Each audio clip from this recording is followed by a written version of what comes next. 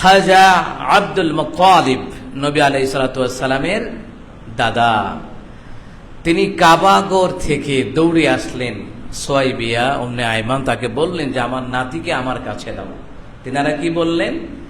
যে তোমার নাতি এখনো দুনিয়াতে আসে নাই। তো খাজা আব্দুল মুত্তালিব বলেন, কেন?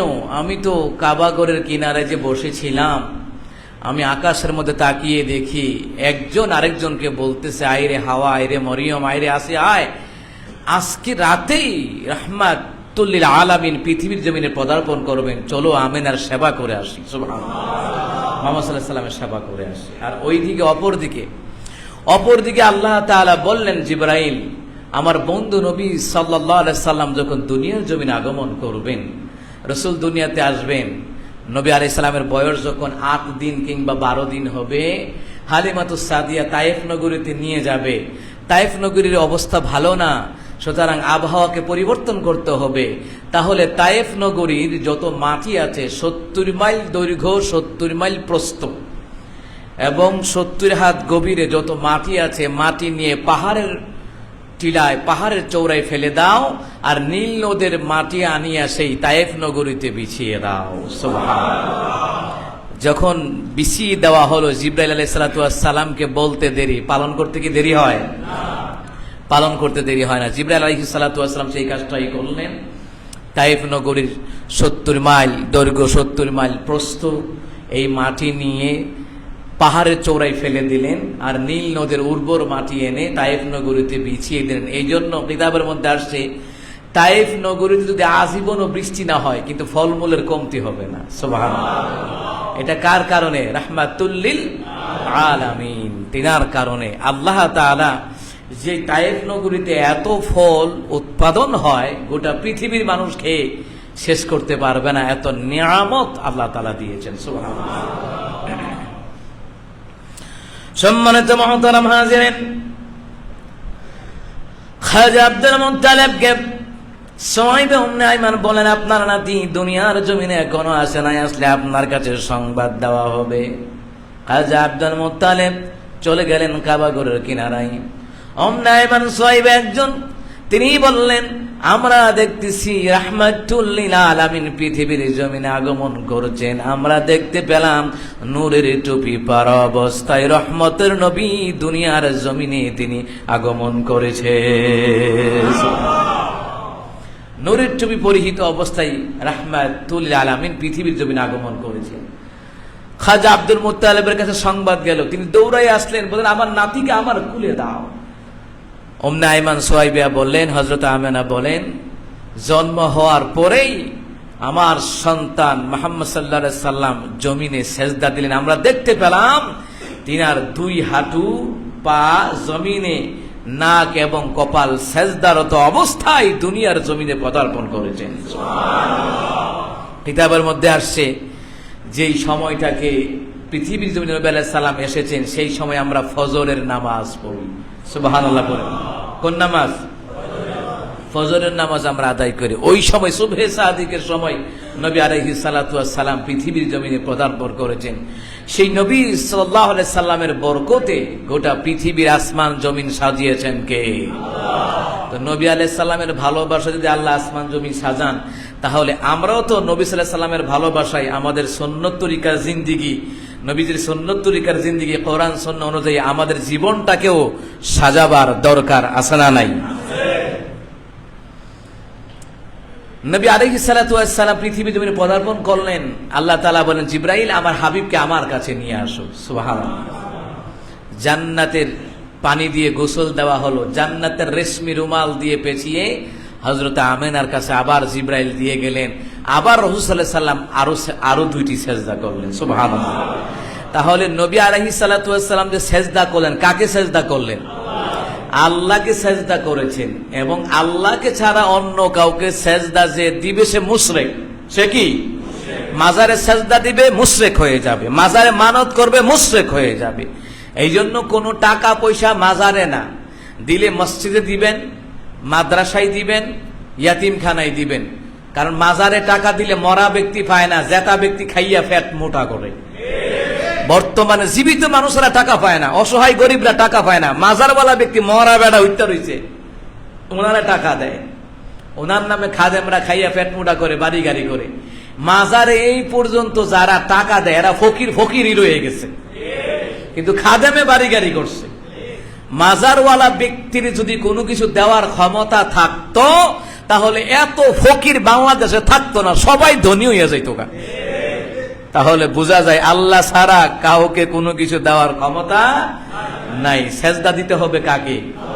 আল্লাহ তাআলাকে সেজদা দিতে হবে। আরেক ভণ্ড বের হয়েছে সুরেশ্বরী, ওই ভণ্ড বলতেছে 5 জনকে সেজদা দেওয়া যায়। 1 নাম্বার মা, 2 নাম্বার হের বাপ, 3 নাম্বার হইল হের ফিস সাহেব, 4 নাম্বার জামাইরে দিব, এরপরে আল্লাহরে দেবে। এবারে 5 জনকে সেজদা দেওয়া যায়। হারাম। আল্লাহকে ছাড়া অন্য কাউকে যে সেজদা দেবে তো মুশরিক হয়ে যাবে, এটাই চূড়ান্ত কথা। আল্লাহকে ছাড়া অন্য কাউকে সেজদা দেওয়া যায় না। নবী আলাইহিস সালাম সেজদা দিয়েছেন কাকে?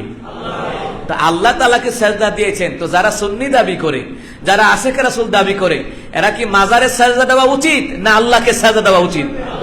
তাহলে আমাদের অনুকরণ করতে হবে মুহাম্মদ সাল্লাল্লাহু আলাইহি ওয়াসাল্লামকে, ঠিক না? ঠিক না? যেমন আমি আপনাদের সম্মুখে একটা আয়াত, 2টা আয়াত তিলাওয়াত করছি, এর মধ্যে পরবর্তী আয়াতটা হলো কুল ইন কুনতুম তুহিব্বুনাল্লাহা ফাত্তাবিউনি ইউহিব্বুকুমুল্লাহ ওয়া ইয়াগফির লাকুম যুনুবাকুম ওয়াল্লাহু গফুরুর রহিম। হ্যাঁ নবী, আপনি বলে দিন, যদি তারা আমি আল্লাহকে পাইতে চায় তবে যেন তারা আপনার অনুকরণ করে। নবী আলাইহিস সালাম যেইভাবে চলাচল করেছেন ওইভাবে চলতে হবে, যেইভাবে নামাজ পড়েছেন ওইভাবে নামাজ পড়তে হবে, যেইভাবে মানুষের সাথে লেনদেন করেছেন ওইভাবে করতে হবে।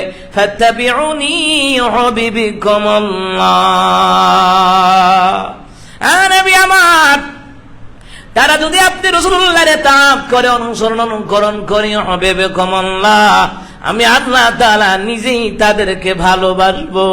সুবহানাল্লাহ। নবীর সুন্নাত যারা মানে তাদেরকে ভালোবাসেন কে? বলেন, জোরে বলেন, কে? আল্লাহ তাআলা ভালোবাসেন। ওয়া ইয়াগফির লাকুম যুনুবাকুম ওয়াল্লাহু গফুরুর রহিম। আল্লাহ তাআলা কয় শুধু আমি ভালোবাসবো না, আমি তাদের জীবনের সব গুনাহ করে আমি আল্লাহ তাআলা মাফ করে দিব। আমি আল্লাহ তাদের জিন্দেগীর গুনাহগুলি মাফ করে দিব। দিবেন কে? আল্লাহু গফুরুর রহিম। আল্লাহ হচ্ছেন ক্ষমাকারী, দয়ালু। আমার আল্লাহর মতন ক্ষমাকারী, দয়ালু আর কেউ নাই।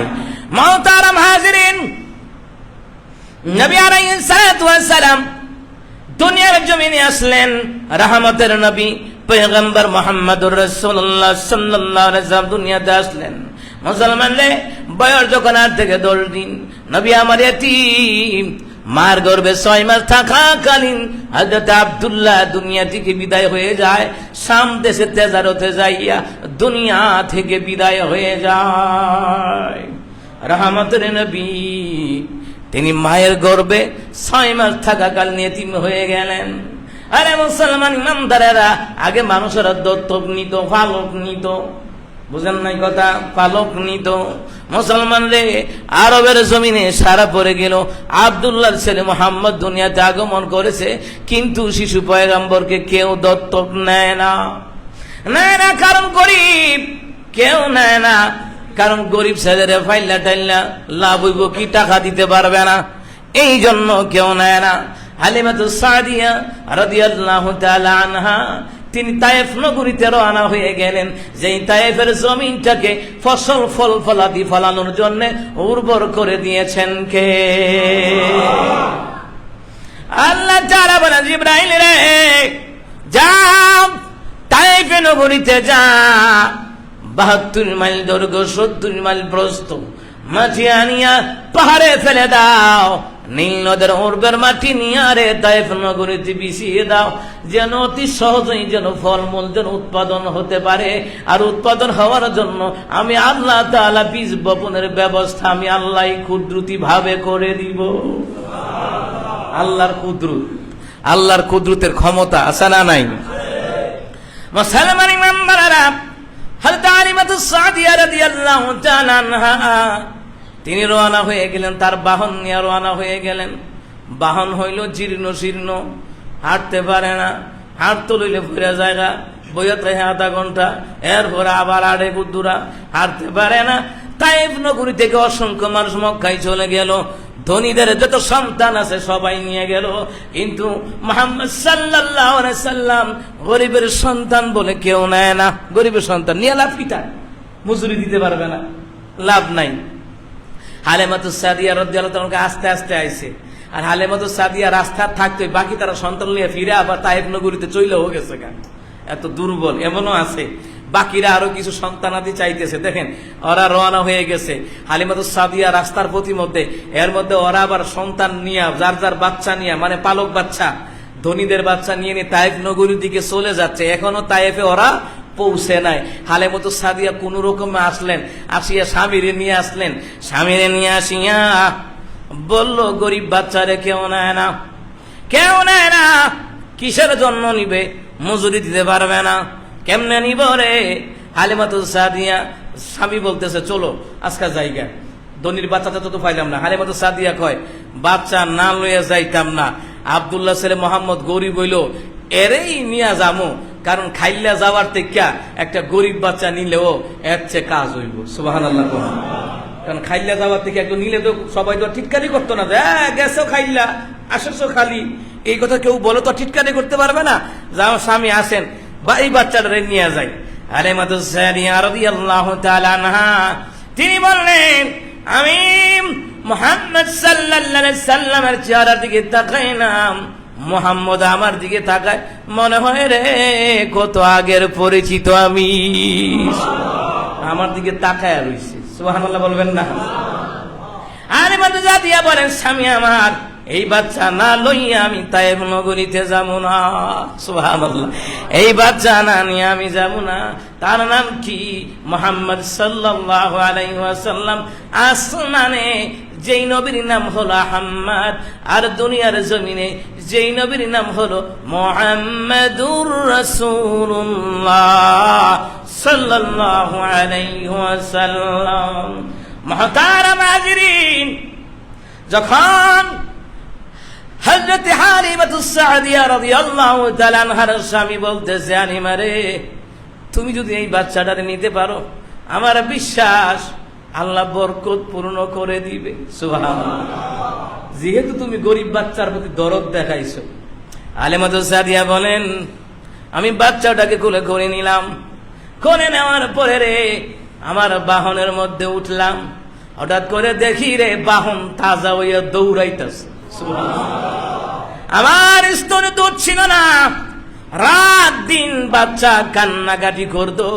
আমার সন্তান একটা ছিল, যার নাম ছিল আব্দুল্লাহ, নবীজির দুধ ভাই। ও দুধ পাইতো না, রাত দিন কান্নাকাটি করতো।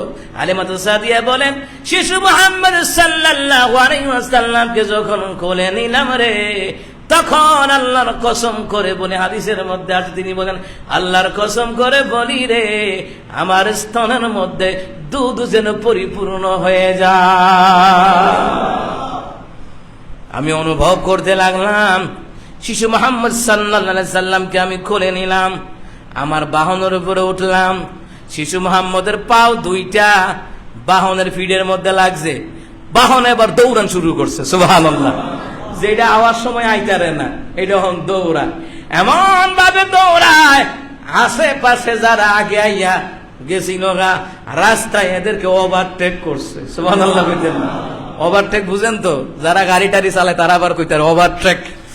ওভারটেক বুঝেননি? সবগুলার পিছে বেলায় আগে আগে যায়। ওই বাহনের লোকগুলি যারা ঘোড়া নিয়ে গেল, তারা বলতেছে, হালিমা রে, এটা কি ওই বাহন নয় যে বাহন দিয়ে তুমি একটু হাঁটলে আরেকজন বসা, আরেক কতক্ষণ বসা থাকা লাগতো? এটা কি ওই বাহন নয়? এত দুর্বল রে হালিমা। যাওয়ার সময় দেখলাম আমরা মক্কা থেকে বাচ্চা নিয়ে চলে যেতেছি, তোমার রাস্তায় পাইলাম, এটা কি ওই বাহন নয়? হালিমাতুস সাদিয়া বললেন, হ্যাঁ ওইটা ওই বাহন। ওই বাহন এটা তো শক্তিশালী হইল কেমনে? হালিমাতুস সাদিয়া কয়, এটা হলো আমার মাওলা পাকের দয়া এবং রহমত। হালিমাতুস সাদিয়া রাদিয়াল্লাহু তাআলা আনহা সবার আগে তায়েফ নগরীতে পৌঁছে গেছে। সুবহানাল্লাহ বলেন। সবার আগে, যারা একদিন আগে দুদিন আগে বেরিয়েছিল ওরা আগে গেছে গা। অনেক রাস্তা তো, সবাই আগে গেছে গা। কিরে, এবার হালিমাতুস সাদিয়া রাদিয়াল্লাহু তাআলা, এবার সন্ধ্যা হয়ে গেল, স্বামী স্ত্রী বিছানায় গেলেন। হালিমাতুস সাদিয়া রাদিয়াল্লাহু তাআলা আনহা তিনি বললেন, আমি তাকায়া দেখলাম আমাদের যত উট আছে, তাকায়া দেখি যে উটের উলানে দুধ ছিল না, এখন দেখি দুধ ফুলে ফুলে বেয়ে বেয়ে পড়তেছে। আমার স্বামী দুধ দহন করলেন। দুধ দহন করার পরে আমরা স্বামী স্ত্রী সন্তান নিয়ে খাওয়া দাওয়া করলাম। এরপরে দেখি উলানে আরো দুধ ভরপুর রয়েছে। সুবহানাল্লাহ। হালিমাতুস সাদিয়া স্বামী তাকে সান্ত্বনা দিয়েছিলেন যে, হালিমা, তুমি গরিব বলে সন্তানটাকে তুমি নিয়েছো, আশা করি এটার মধ্যে অনেক বরকত তুমি খুঁজে পাবা। সুবহানাল্লাহ। আশা দিছে, আশ্বস্ত করছে। তো স্বামী যেহেতু সাপোর্ট দেয়, তো স্ত্রীর জন্য আরেকটু কি ভালো হয় না? আর একটু ভালো হয়, যেহেতু স্বামী সাপোর্ট দিছে, স্ত্রীর মনের মধ্যে আরো সাহস জায়গা বসে।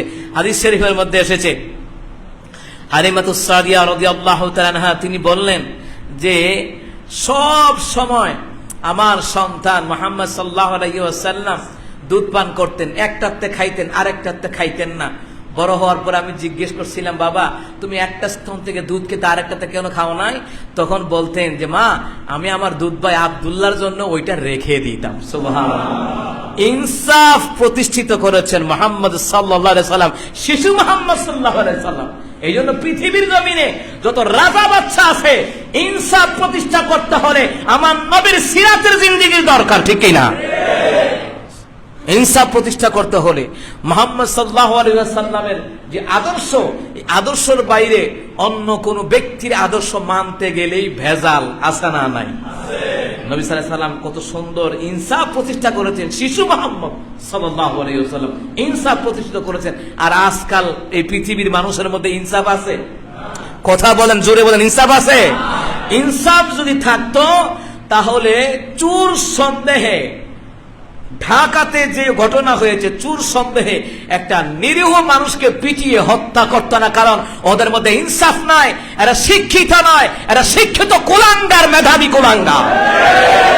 এরা কিভাবে একটা চোর সন্দেহে একটা ছেলেকে দুনিয়া থেকে বিদায় করে পিটিয়ে হত্যা করে দিল? তার মা নাই, তার বাপ নাই, তার ভাই ছিল পুলিশের এসআই, সেও লিভার ক্যান্সারে মারা গেল, তার বাপও লিভার ক্যান্সারে মারা গেল, তার মাও 2019 সালে মারা গেল। আপনি চিন্তা করেন যে এই ছেলেটা কত অসহায়। হয়তো চাকরির খুঁজে পেটের দায়ে হয়তো বা ঢাকা শহরে এসেছিলেন, আর ঢাকা শহরে মেধাবী কুলাঙ্গারের বাচ্চারা তাকে চোরের অপবাদ দিয়ে পিটিয়ে পিটিয়ে দুনিয়া থেকে বিদায় করে দিয়েছে। এই রকম শিক্ষিত, এই রকম কুলাঙ্গারদেরকে বাংলার মানুষ তাদেরকে ক্ষমতায় দেখতে চায় না। প্রমাণ তো বাইরেছে ভরে। এটি কোন জাতের, কোন দলের লোক এবং কারা কারা এগুলি? মুসলমান যারা মানুষ মেরে অভ্যস্ত, ওরা সারা জীবন মানুষই মারবে। কথা বলে ঠিক কিনা? যারা মানুষ মানে, যে চুরি করে অভ্যাস, অচুরি ছাড়া থাকতে পারে না। একদিন জামাই চুরি করে, নাম্বার 1 চুর, বউকে আবজা তুমি চুরি করতে পারতা না, যদি তোমার সংসার যদি আমার রাখতে চাও চুরি করতে পারতা না। জামাইকে ঠিক আছে আবজা চুরি করলাম না। এই জামাই তো রাতের বেলা সারা রাত ঘুমায় না, দেখছি বুঝেন তো? দক্ষিণের রুমে তো উত্তর রুম আনে কতক্ষণ, উত্তর রুমের থেকে ডেক দেখছি দক্ষিণের রুমে কতক্ষণ। বউ জিগা ঘুমাও না, ডেক দেখছি লাড়াচাড়ি করো কিরে? তাহলে এক হয়, আমার তো চুরি করে অভ্যাস, আমার যে চুরি করে অভ্যাস, আমি তো বউ চুরি করা ছাড়া থাকতারি না। এর লেগে এই ডেক দি চুরি কইরা উত্তর রুমে তো দক্ষিণ রুমও নেই, দক্ষিণ রুমে তো উত্তর না, আমার চুরির অভ্যাস। যারা কোলাঙ্গার, যারা মানুষ খুন করে অভ্যস্ত, ওদের কাছে ইনসাফ প্রতিষ্ঠার কথা এদের কাছ থেকে আশা করা যায় না। নবী আলাইহিস সালাতু ওয়াস সালাম পৃথিবীর জমিনে ইনসাফ প্রতিষ্ঠিত করেছেন। শুধু একজনটা না, দুইজনটা পিটায় মারছে, দুইজনটা পিটায় মারছে। আর যেই ছেলেটাকে মারা হলো, ইতিম ছেলেটাকে, তাকে খাওয়াইয়া মারছে। সে বলতেছে, আমাকে যদি মারবেন তাহলে আমার খাওয়াইলেন কেন? এই তার শেষ খানা। সে যদি জানতো এটা তার শেষ খানা, সে কি খাবারগুলি খাইতে পারতো? বলেন বলেন, খাইতে পারতো? খাইতে পারতো না। এই দেশ স্বাধীন হয় নাই, এক স্বৈরাচার গেলে আরো স্বৈরাচারী দাঁড়ানো আছে, স্বাধীন হয় নাই। এই জন্য আমি কয়দিন বলেছি, অন্তর্বর্তীকালীন সরকার যিনি আছেন লগে লগে ধরে ধরে বিচার কার্য করার দরকার। জেলখানা নিয়ে ফাইল্লা ফাইল্লা তাজা তাজা ভাত খাওয়া তাজা করতেন, এই তাজা করে লাভ নাই। এদেরকে এক একটা রিমান্ডে দিয়া দিয়া যেইভাবে এরা মানুষ হত্যা করেছে ওইভাবে তাদেরকে কঠিন শাস্তি দেওয়া দরকার।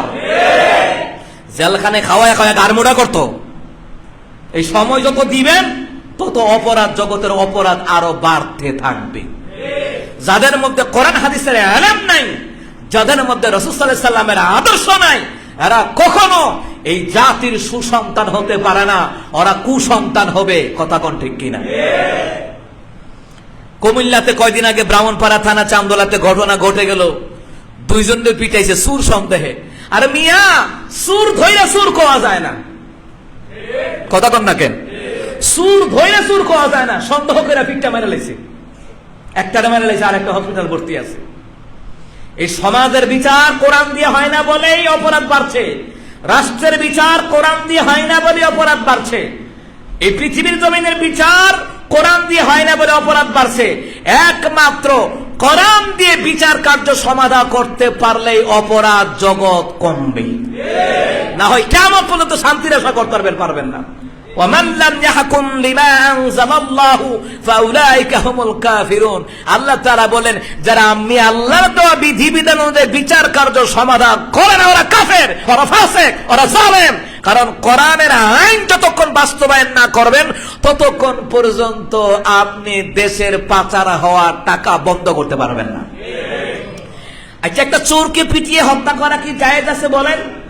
শরীয়তের বিধান কি বলে? জায়েজ নাই। চোর যদি প্রমাণিত হয়, প্রমাণিত হওয়ার পরে সর্বোচ্চ শাস্তি হলো হাত কেটে দেওয়া।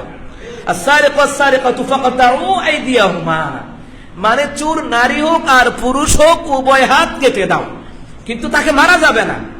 কিন্তু বাংলাদেশে আইন শৃঙ্খলা বাহিনী আছে, প্রয়োজনে তাদের কাছে সফর্দ করা হোক, কিন্তু সুর ধইরা সুর করা যায় না। এই নিরীহ বলে পিঠটা মেরে লাইলা, আর দেশের হাজার কোটি টাকা যেই সুরের বাচ্চারা পাচার করেছে এদের বলে একটা পশমও তোমরা ছিঁড়তে পারো নাই। হাজার কোটি টাকা, হাজার কোটি টাকা, এক একটা মূর্তি বানাইছে 400 কোটি 500 কোটি টাকা এক একটা মূর্তি বানাইছে। হিন্দুরা সারা জীবন মূর্তি বানাইয়া যেই টাকাটা ইনকাম না করতে পারছে, সারা জীবনে এদের 14 গোষ্ঠী, গোটা ভারতবর্ষের কথাও বলি, আর মূর্তি বানাইয়া যেই টাকাটা সারা জীবনে ইনকাম করতে না পারছে, গত 16 বছরে এর চেয়ে বেশি ইনকাম করছে মূর্তি বানাইয়া। এক একটা মূর্তি 400 কোটি 500 কোটি টাকা, আর অসহায় মানুষ না খাইয়া মরে। দিনের দিন সবকিছুর দাম বাড়তে আছে, বাড়তে আছে, বাড়তে আছে, বাড়তে আছে। এই বাড়ার কম তো না। আমাদের গ্রামগঞ্জে দেখছি রাস্তাঘাট যখন বৃষ্টি হয় না, তো বৃষ্টি হওয়ার পরে রাস্তাঘাট ভেঙে যায়। পিচ রোডের সবচেয়ে বড় ক্ষতিকর জিনিস হলো পানি আটকে থাকা। পানি আটকে থাকলে পিচ রোডের পিচ অটোমেটিক এটা উঠে যায়। তো যখন রাস্তাঘাট যখন ভেঙে যায় না, তো সিঙ্গিওয়ালা কি করে 20 টাকার ভাড়া 30 টাকা করে লাভ। আমার রাস্তা পিচ করার পরেও এই 30 টাকা আর 20 টাকা হয় না, 30 টাকা হই। তখন আর কি করে না, কমা না। এটা হচ্ছে বাংলাদেশ, এটা বাংলাদেশও সম্ভব। চতুর্দিকে সুরের হাত লাগিয়ে রয়েছে, দেশ উন্নত হইব কেমনে? শ্রীলঙ্কার মতন একটা রাষ্ট্র গত বছর আমার দেশে রেল দিয়া লাইছে। শ্রীলঙ্কার মতন একটা রাষ্ট্র যাদেরকে কেউ গন্তই না, আফগানিস্তানের মতন একটা রাষ্ট্র যাদেরকে কেউ গন্তই না, গোটা বিশ্বের মধ্যে আফগানিস্তান এখন খারাইছে, শ্রীলঙ্কা খারাইছে, আমরাও খারাইতাম। আমরা আরো 20 বছর আগে খারাইতাম। এই চুরের গোষ্ঠীর হাত না লাগলে আমরা 20 বছর আগে আরো ইটালি, জাপান না আমেরিকার মতন একটা রাষ্ট্র আমরা হয়ে যেত। আমাদের দেশে কি সম্পদ কম আছে? তেলের খনি আছে, গ্যাসের খনি আছে, কয়লার খনি আছে, কি কম? খনি কি কম আছে নাকি? আপনি চিন্তা করে দেখেন, আজকে এত বড় বড় চুর জেলখানায় নিয়ে ফালতাছে, ফালে চুর ফালে। এতে মনে করে হৌর পাইতাছি, হৌর বাড়ির আদর পাইতাছি, 3 বেলা খানা পাইতাছি, রুটি হোক আর যেটাই হোক খানা তো পাইতাছে, ঠিক না? খানা পাইতেছে না, এত মনে করছে শ্বশুর বাড়ির আদর। আবার কিছু লোক আছে জামিনে মুক্তি পাই আয়া কয় বেটা জেলখানা তুই বালা। মানে এবার বুঝেন তো জেলখানাত কত আরামে আছে, জেলখানা তুই বালা। মানে এই পৃথিবীর জমিনের আইন হলো আলেমদের জন্য কঠিন আর সুর বাটফারদের জন্য সহজ। তো এটার নাম কি ইনসাফ? যারা নির্দোষ এদের ফাঁসি কামনা করে। আমার দেশে কত কুলাঙ্গার হুজুর আছে, এই দেশে আল্লামা সাঈদীর ফাঁসি কামনা করেছে। হ্যাঁ বলে বড় বুজুর্গ, আল্লাহর কসম করে বলি, একজন আলেম হয়ে আর একটা নির্দোষ আলেমের ফাঁসি যে কামনা করেছে বুজুর্গ নয়, সে দাজ্জাল, একদম শয়তান নাম্বার 1, বড় শয়তান। এই দেশে জমিনে যারা পীর মাসায়েখ বলিষ্ঠ কণ্ঠ দিয়ে কথা বলে, আল্লামা মাহমুদুল হক সাহেব হাফিজাহুল্লাহকে ধরার পরে কি তারাকে হুঙ্কার দিছিল? কথা কন দিছিল? দেয় নাই। জুনায়েদ বাবুনগরী খেলে জেলখানে নেওয়া হলো, জুনায়েদের হাবিব সাহেবকে নেওয়া হলো, খালিদ সাহেব আলবীকে নেওয়া হলো, আমির হামজাকে নেওয়া হলো, যত আলেমদেরকে নেওয়া হলো, জামায়াতের আমিরকে ওনাকেও নেওয়া হলো। এই দেশের পীর মাসায়েখরা কি তারা হুঙ্কার দিয়েছিল? হ্যাঁ, যে নির্দোষ আলেমদেরকে কেন ধরবেন, যারা চোর ডাকাত তাদেরকে ধরেন, এই কথা বলে নাই। কারণ ওরা জানে যারা হক কথা বলে এবং তারা যদি তাদের পক্ষ নিয়ে কথা বলে তাদের ফির ব্যবসা থাকবে না। এই দেশে সমস্ত ইসলামী দলের তারা ঐক্যবদ্ধ হতে, তারা ঐক্যবদ্ধ হওয়ার জন্য বদ্ধপরিকর, কিন্তু কিছু কিছু ভণ্ড পীর এটা ঐক্যবদ্ধ হতে দেয় না। কারণ ঐক্য হলে আর ইসলাম কায়েম হলে ভণ্ড পীরের ব্যবসা চলবে না। দেখেন না কি অবস্থা, গুতাগুতি, ঐক্য হবে না। আমি বললাম ঐক্য হবে না, কারণ ঐক্য যখন হবে না তখন মনে রাখবেন ইসলামী দল দাড়িওয়ালা টুপিওয়ালা পায়ের নিচে মাটি থাকতো না। এখনই সুযোগ প্রত্যেকটি ইসলামী দল ঐক্যবদ্ধ হওয়ার, তাহলে ইনসাফ প্রতিষ্ঠা করা যাবে। সমস্ত আলেম যদি ঐক্যবদ্ধ হয় তাহলে ইসলামের বিজয়কে, ইসলামের গণজোয়ারকে কেউ ঠেকাতে পারবে না। আলেমরা ঐক্যবদ্ধ হয়ে দেখিয়ে দিতে হবে। সমাজে, পরিবারে, রাষ্ট্রে ইনসাফ প্রতিষ্ঠা করতে হলে নবী সাল্লাল্লাহু আলাইহি ওয়াসাল্লামের আদর্শ দরকার, আছে না নাই? আজকে কোথায় ইনসাফ? ইনসাফ নাই তো। আপনি আমার দলের, আপনার বেলা সার, আপনি আরেক দলের, সার নাই। এরকম হইতেছে বর্তমান প্রেক্ষাপট, কথা কোন ঠিক কিনা? তো মনে রাখছেন, ফিরে সামরা থাকতো না। ইসলামী দল ছাড়া অন্য যত দল বলেন, এরা চায় না ইসলামিক রাষ্ট্র কায়েম হোক। কারণ ইসলামী রাষ্ট্র কায়েম হলে ইন্ডিয়া থেকে মদ আর মায়ানমার থেকে ইয়াবা এগুলো চলবে না, নারীবাদী চলবে না, হোটেল ব্যবসা চলবে না, বুট ক্লাবে পরিমণি মতন গিয়ে আকাম কুকাম করা চলবে না। এই জন্য অবৈধ অসংখ্য ব্যবসা বন্ধ হয়ে যাবে। এই জন্য তারা ইসলামী দলকে ক্ষমতায় দেখতে চায় না। বাকি যত দল আছে মনে রাখবেন এরা ইসলাম বিরোধী দল। ক্ষমতায় আসার আগে কইব মদিনা সনদে রাষ্ট্র চালামো, মক্কার বিধান দিয়ে রাষ্ট্র চালামো, ক্ষমতায় যাওয়ার পরে আগের মতন চুরি করবো সালমান রহমানের মতো।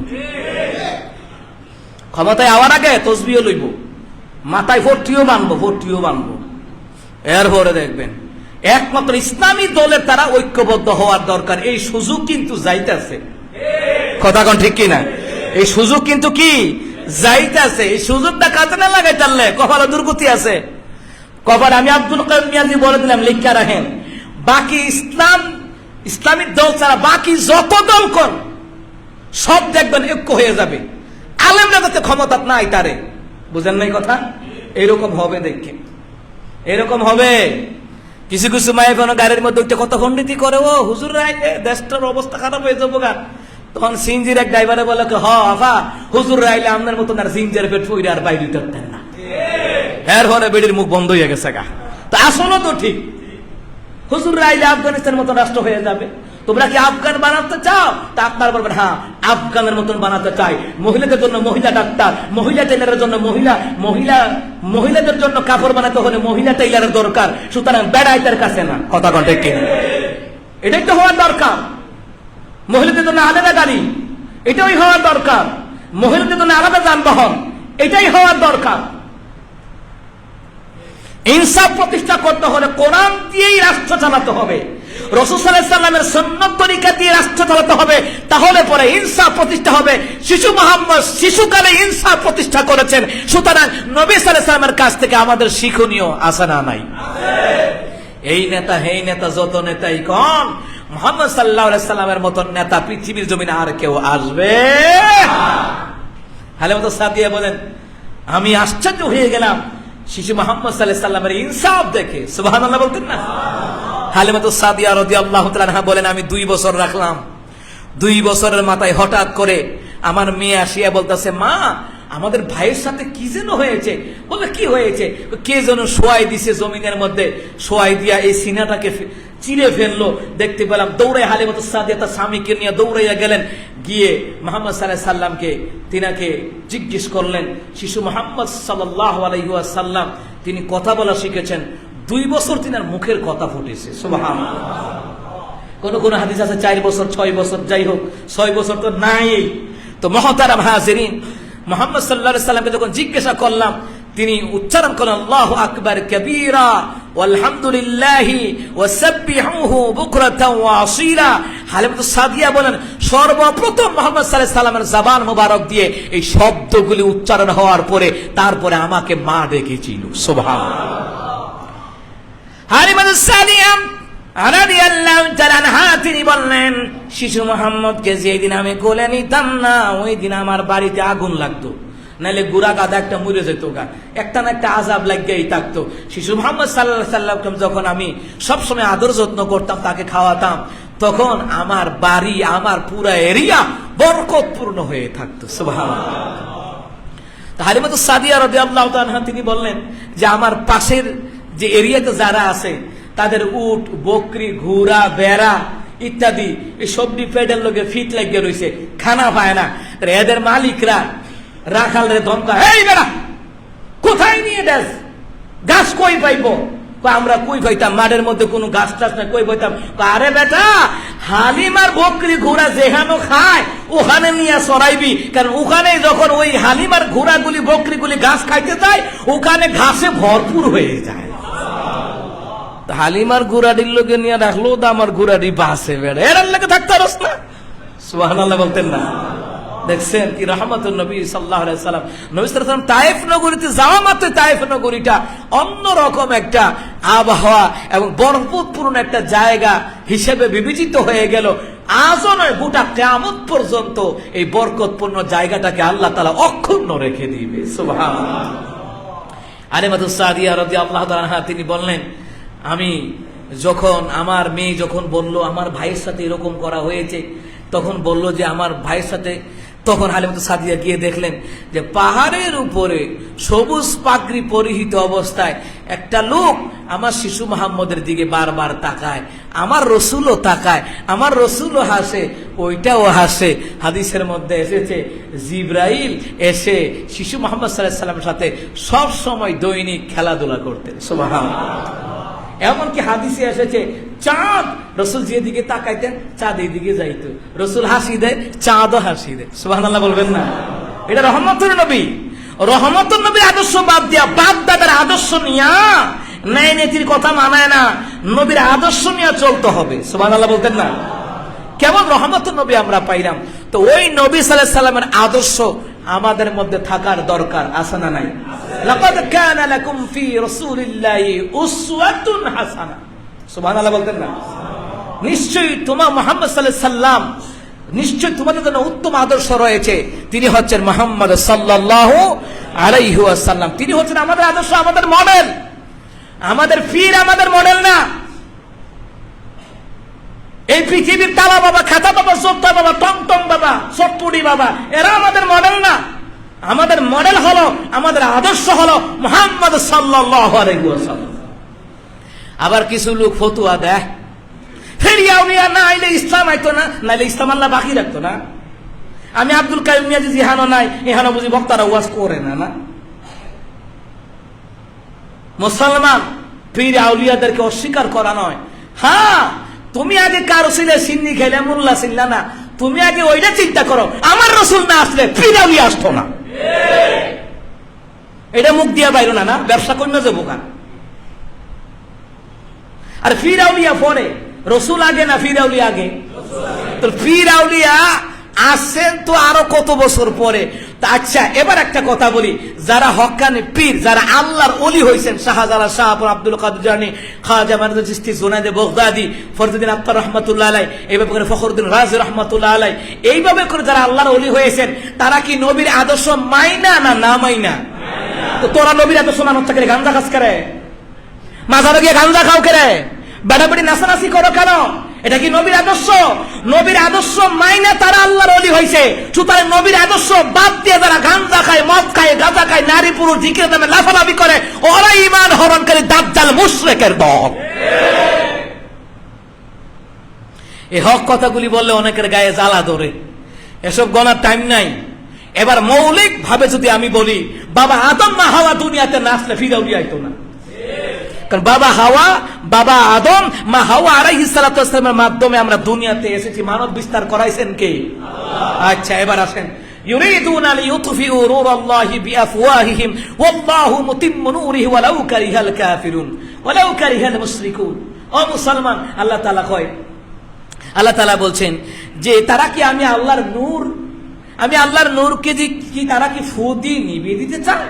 অথচ আমি আমার নূরকে উদ্ভাসিত করে রাখবো। আমি আমার নূর ইসলাম, কোরআন, মুহাম্মদ সাল্লাল্লাহু আলাইহি সাল্লামের আদর্শ, কোরআন সুন্নাহর বিধিবিধান আমি উদ্ভাসিত করে রাখবো। কাফের মুশরিকের কাছে যতই অপছন্দনীয় হোক না কেন, আল্লাহর দ্বীনকে অবশ্যই গোটা পৃথিবীর জমিনে আল্লাহ তাআলা উজ্জীবিত করে রাখবেন। ক্ষমতাকার, জোরে ক্ষমতাকার। এই যে মাজার রক্ষায় আন্দোলন করলো, দেখছেন না? উল্টি গাঞ্জাখুর দেখবেন আন্দোলন করছে, যে গাঞ্জাখুর মাথায় জ্বর, শালু কাপড় পরুন না, চিন্তা করে মাজার রক্ষায় আন্দোলন করে। কারণ মাজার রক্ষায় কেন আন্দোলন করে জানেন নাই? ভণ্ডদের কথা বলছি, ভণ্ড মাজারের কথা বলছি, হক্কানি পীরের কথা বলছি না। মাজার আর পীর এক না, কথা বলছেন নাই? মাজার জিয়ারত করা আর মাজারে গিয়ে গাঞ্জা খাওয়া কি এক না। এখানে বিষয় হলো যারা আন্দোলন করছে, গিয়া দেখেন অধিকাংশ গাঞ্জাখোর। এখন গাঞ্জাখোরের এরা মাজার রক্ষায় আন্দোলন করবই, কারণ একবারে নিরাপদ জায়গা হলো গাঞ্জা খাওয়ার জন্য মাজার। আপনি আমার লোকে আসেন, সাহালি মাজারে দেখাই দেবো না, গোলাপসার মাজারে দেখাই দেবো না, একটাও নামাজ পড়ে না। 5 ওয়াক্ত নামাজ যার নাই তার জন্য জিয়ারত নাই। যার 5 ওয়াক্ত নামাজ আছে সে আল্লাহর ওলি নয়, শুধু সাধারণ কবরও সে জিয়ারত করতে পারবে। কথাগুলি বুঝতে হবে, বুঝার জন্য তো মগজ থাকতেই বোধ। তো ভণ্ড মাজার বুঝে তো বুঝে না, এদের মাথার মধ্যে গবজ নাই। এদের ফিরেরা গুবর দিয়ে রাখছে মাথায়, আর এদের মগজ ফিরেরা খাই লিছে। এই জন্য এরা বউ দিতে রাজি ফিরে, জানেন আপনি খবর? বউ দিয়া উপযুক্ত মাইয়ারে ফাটাই দিয়ে আরেক রুমের মধ্যে নে, বাবার ফাও টিপ পায় গিয়া, নাউজুবিল্লাহ কইতেন না। চিন্তা করে দেখুন, শাহজালালে যান, সেখানে আবাসিক হোটেল আছে, সবজির মালিককে জানেননি? খাদেমে। তো যারা মাজারত দিল তোরা কিতা হইলি, মাজারতে মানতি করলি তোরা কিতা হইলি, খাদেমে দিয়ে হোটেল করে রাখছে। সুতরাং আপনার ভাগ্য, আপনার তাকদীর যদি পরিবর্তন করতে হয়, চাইবেন কার কাছে? মানত করলে আপনি মসজিদে করতে পারেন, এতিমখানায় করতে পারেন, মাদ্রাসায় করতে পারেন, যে আমি আল্লাহর ঘরে আমি এত টাকা, 500 টাকা দিব, 1000 টাকা দিব, আল্লাহ আপনার এই আমার এই মনের আশাটা আপনি পূরণ করেন। আপনি এতিমখানা দিতে পারেন, মাজার সংলগ্ন মাদ্রাসা আছে, এতিমখানা আছে, মসজিদ আছে, ওখানে দিতে পারেন। মাজারে দিতে মরা বেটা খাইব। আবার কই মরা বেটার অনেক বলে পাওয়া। এক মহিলা মাজার বলা বেড়ি, এটা একটা জামাই সংসার ঠিকভাবে করে না। বেডি কয় উনি চাইলে সব উল্টা দিতারে, আমি কি টেহা দুই তো গইনা নিতারে না, বেটা কিতা উল্টাইব? যেই টেহা দিয়ে বেটা দরবারও দিয়ে রাখছে, এই দিয়ে বেটা গইনা নিতারে না, তাই বেটা কিতা উল্টাই দিব? বেটা ইমান কত খারাপ হয়েছে দেখেন। সবকিছুর ব্যাপারে এই আকীদা রাখতে হবে। সন্তান দেওয়ার ক্ষমতা কার? মনের আশা পূরণ করে দেওয়ার ক্ষমতা কার? নিজের ভাগ্য বদলে দেওয়ার ক্ষমতা কার? জীবনের প্রত্যেকটি জায়গায় সফলতার শীর্ষে পৌঁছে দেওয়ার ক্ষমতা কার?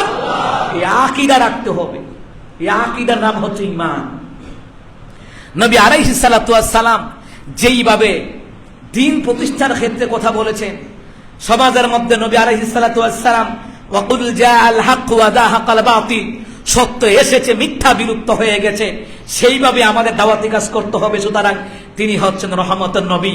সুতরাং নবীর আদর্শ বাদ দিয়া, বাপ দাদার আদর্শ মাইনা তুমি জান্নাতে যেতে পারবা না। নবীর আদর্শ মানলে তুমি জান্নাতে যাওয়ার 100% আশঙ্কা আছে।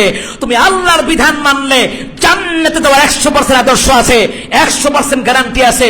আর যদি বলে আমার দাদা করছে, আমার বাপে করছে, আমার চাচাই করছে, মনে রেখো জাহান্নামে যাওয়ার জন্য এই কথাগুলি যথেষ্ট। নবী সাল্লাল্লাহু আলাইহি ওয়াসাল্লাম কাফেরদের দাওয়াত দিতেন, মুসা কালিমুল্লাহ দাওয়াত দিতেন। এরা কি কইতো জানেন? আমাদের বাপ দাদাদেরকে যে অবস্থায় পেয়েছি সে অবস্থায় আমরা মুহাম্মদের কথাই ছাড়তে পারবো না। মুসা কালিমুল্লাহর কথাই ছাড়তে পারবো না, ঈসা রুহুল্লাহর কথা, নূহ আলাইহিস সালামের কথা ছাড়তে পারবো না, তাহলে বাপ দাদার কথা বলে ইসলামের কর্মকাণ্ডকে উল্টায়া দিত কারা? মুশরিক যারা। কথা কন কি কি? মুশরিক যারা। আর যারা মুমিন ইমানদার এরা বলবে আল্লাহ আল্লাহ রাসূল যা বলেছেন ওটাই আমাদের জন্য মানা বদ্ধপরিকর, আমাদের জন্য মানতে হবে। জান্নাতে যেতে হলে, আল্লাহর দয়া এবং ভালোবাসা পেতে হলে আল্লাহর বিধান নবী সাল্লাল্লাহু আলাইহি সাল্লামের তরিকার বিকল্প আর কোন তরিকা থাকতে পারে? আরে বাপরে, বাংলাদেশে তরিকা কারে কয়? 52 তরিকা, 32 তরিকা, 72 তরিকা, খাইছে মানে তরিকা কারে কয়? অথচ তরিকা হলো আল্লাহর বিধান, নবীর তরিকা, এর ছাড়া আর কোন তরিকা। আমরা হক্কানি আল্লাহর ওলিদেরকে শ্রদ্ধা করি, ভালোবাসি, যারা ইসলামের উপরে ছিলেন, দ্বীনের উপরে ছিলেন, কোরআনের উপরে ছিলেন। আচ্ছা, আল্লাহর ওলিদেরকে ওরা ভালোবাসে, তো আল্লাহর ওলিরা কি তোর মতন গাঞ্জাখোর আছিল? তোর মতন বেনামাজি আছিল? তোর মতন বেড়া বেড়ি লাফালাফি করতো, মাথায় জট লাগাইছে আল্লাহর ওলিরা? তো তুই আল্লাহর ওলিরে ভালোবাসস না, আল্লাহর ওলির লোকে তুই প্রতারণা করতাছস। কথা ঠিক কিনা? আল্লাহর ওলিদেরকে ভালোবাসলে আমরা ভালোবাসি, নামাজিরা ভালোবাসে আল্লাহর ওলিদেরকে, আমরা ভালোবাসি, তাদের জন্য আমরা জিয়ারতের আমল করি। তোরা গাঞ্জা খাস, হে উলিয়া উলিয়ারে ভালোবাসে। তো ভালোবাসলে আপনি যদি আমারে ভালোবাসেন, তাহলে আমি যেইভাবে চলি আপনি ওইভাবে চলবেন, ঠিক না? আমার টুপিটা আপনার টুপিটা, আমার পাঞ্জাবি আপনার পাঞ্জাবি, আমার দাড়ি আপনার দাড়ি। হে পীর আউলিয়ারে ভালোবাসে, এত আছে পীর আউলিয়া। তো তোমার পীর আউলিয়া শাহাদাত শাহপরান, তারা তো আল্লাহর ওলি ছিলেন, তারা তো নামাজ পড়ছেন, বাতিলের বিরুদ্ধে জিহাদ করছেন, ঠিক নয় কি? তুমি কি করলা? নবীরে গালি দিয়ে তোমার আন্দোলনের মাঠে পাওয়া যায় না, উম্মুল মুমিনিন আম্মাদের আয়েশাকে গালি দিয়ে তোমার আন্দোলনের মাঠে পাওয়া যায় না। তুমি কেমন আছে কইলা? বোঝা গেছে তুমি গাঞ্জার আশেক, তুমি ইয়াবার আশেক। আল্লাহ এরকম দাজ্জালের ফিতনা থেকে আমাদেরকে হেফাজত করুন। যত কিছুই বলে নবী বলছেন তোমরা কোরআনের দিকে ধাবিত হও, ইসলামের দিকে ধাবিত হও, নবীর আদর্শের দিকে ধাবিত হও। প্রিয় বাবারা, আমরা যত কিছু তর্ক বিতর্ক করি মারেফত শরীয়ত লইয়া, কাম হবে না। আল্লাহর বিধান নবীর বাইরে, নবীর তরিকার বাইরে গেলেই বাতিল। আল্লাহর বিধান নবীর তরিকার বাইরে গেলে কি? বাতিল, বাতিল, বাতিল, বাতিল। আমাদের একমাত্র সম্বল হলো আল্লাহর বিধান, নবীর তরিকা। আল্লাহর বিধান নবী সাল্লাল্লাহু আলাইহি সাল্লামের জিন্দেগী যেভাবে করেছেন আমরা সেভাবে যেন করতে পারি। আল্লাহ যেন তৌফিক দান করেন। তাহলে পরে হবে ফাত্তাবিউনি। আল্লাহ তাআলা বলছেন যে আমার রাসূলুল্লাহর ইতাআত করো, অনুসরণ অনুকরণ করো। নবীর আদর্শের মধ্যে কি এই যে মাথায় মধ্যে জট লাগানি আছে, সালু কাপড় আছে, তো পরিষ্কার পরিচ্ছন্নতা এটাও একটা ইমানের অংশ। পরিষ্কার পরিচ্ছন্ন এটি হবি, কুত্তা বসা বন্ধ করে লগে দায়িত্ব গেলে আমি নিজে দেখছি। সুতরাং হক যেটা, এটা হক ভাবে বলতেই হবে। আপনি আমার পছন্দ করেন আর না করেন, এটা আমার গণার টাইম নাই। যেটা সত্য রাসূল বলে গেছেন বলবো, যেটা সত্য আল্লাহ বলেছে সেটা বলবো।